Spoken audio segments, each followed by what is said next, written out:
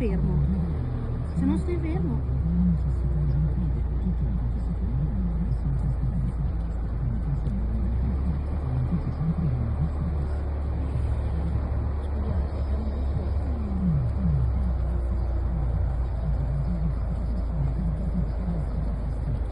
Oh, chiudi il finestrino. Basta, che video lungo devo fare?